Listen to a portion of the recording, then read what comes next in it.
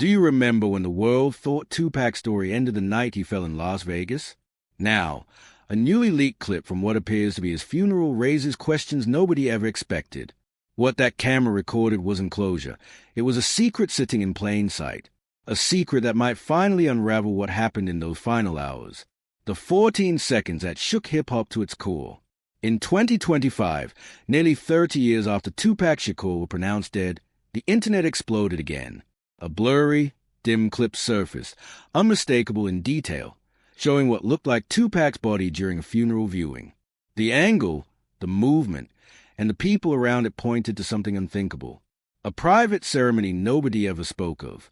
Something that contradicts every official claim about his cremation and memorial. Fans called it the most chilling 14 seconds in rap history. Others swore it was confirmation. To understand why those 14 seconds matter, you must return to where the tragedy began. To the night Tupac was silenced, to the people who witnessed his final hour behind hospital doors, long before ashes and legends replaced facts. Tupac Amaru Shakur, poet, revolutionary, actor, was shot September 7, 1996 during a Vegas drive-by minutes after a fight inside the MGM Grand. He arrived with Suge Knight to watch Tyson fight. The plan was simple: celebrate, show face, return to L.A. Instead, chaos erupted. Witnesses and police files say Tupac and Suge were stopped at a red light when a white Cadillac slid up beside them. 13 shots cut through the air. 4 pierced Tupac, chest, thigh, arm. Suge was grazed. At 11:20 p.m., he was rushed to medical care. He never walked out. So we jumped in a cab. She called Yasmin and the assistant Molly, and Yasmin didn't know what was going on because it went to voicemail on Pac's phone. But the version Gobi M. Rahim remembers is different. Gobi wasn't just a director. He was Tupac's creative shadow, the man behind music videos, visuals, and image.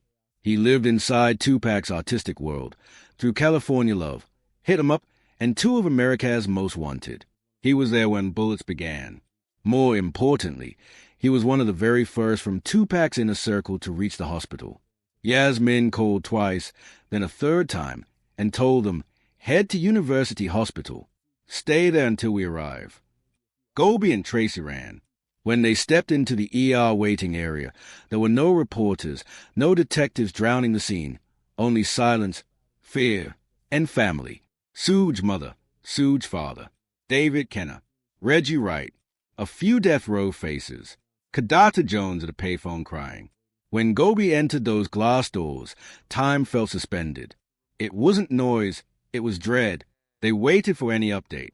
At last, a nurse stepped forward. His right lung was shot out, so we had to remove his right lung.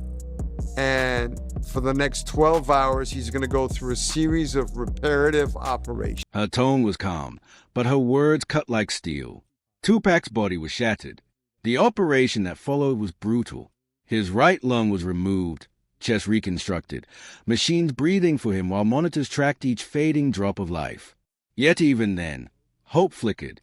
The outlaws and Gobi rotated shifts, refusing to leave his side.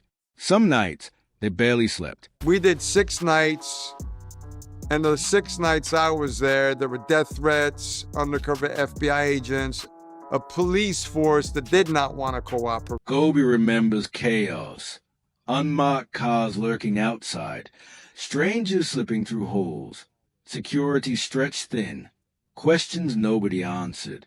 By the 5th night, Fruit of Islam, Nation of Islam Security Wing, took control of hospital protection. That's how tense the situation became. Then, September 13th, 4:03 p.m., Tupac was pronounced dead. Official reports say cremation occurred the next day at Afeni Shakur's request. No viewing, no coffin, no public funeral, only a private Malibu gathering. Bonfires, music, ashes cast into the ocean. Afeni refused spectacle.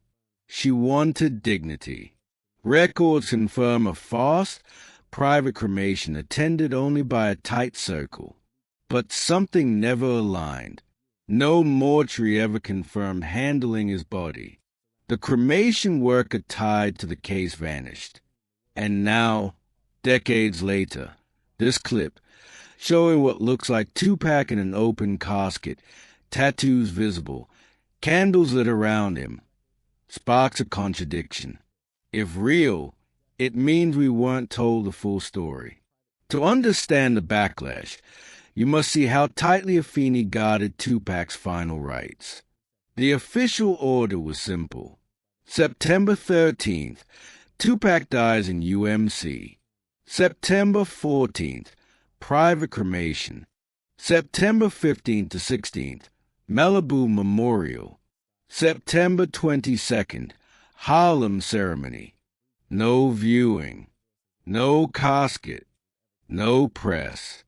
Yet this footage, allegedly filmed in a small LA mortuary, breaks that timeline apart. The candle layout matches Angela's funeral home, where some say his body briefly was.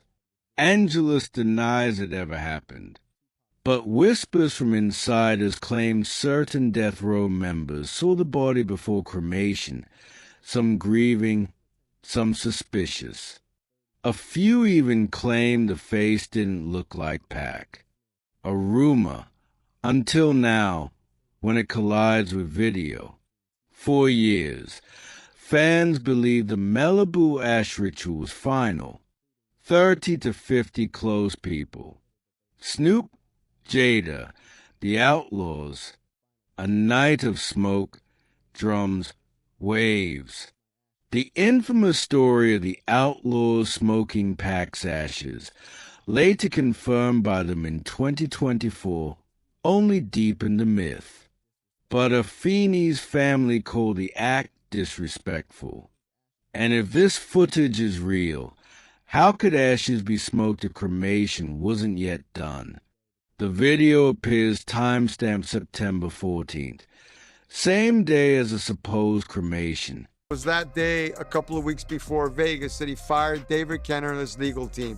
And I believe he fired Reggie Wright and Right Way either the same day or the day after. And it was obvious. He was ready. Pac was ready to fly the... Analysts note mortuary-style decor, classic 90s room layout. Tattoos match leaked autopsy images. But one detail conflicts. Autopsy reports list a surgical chest incision. The video shows none, only smooth, reconstructed surface, meaning either it was staged or done post-operation by a mortuary for viewing. Either way, a viewing happened, and it wasn't public. The last 24 hours. Vegas sparkled that night. Tyson fight. Death row in attendance. Tupac alive, smiling, unaware his fate waited blocks ahead. Within hours he'd be bleeding in Sue's Mercedes, slipping toward darkness. Every second dissected, but still incomplete. Tupac woke late in Luxor suite beside Kadata Jones. Cigarette smoke, sandalwood, his ritual. Tyson promised to walk out to can't see me, but tension with death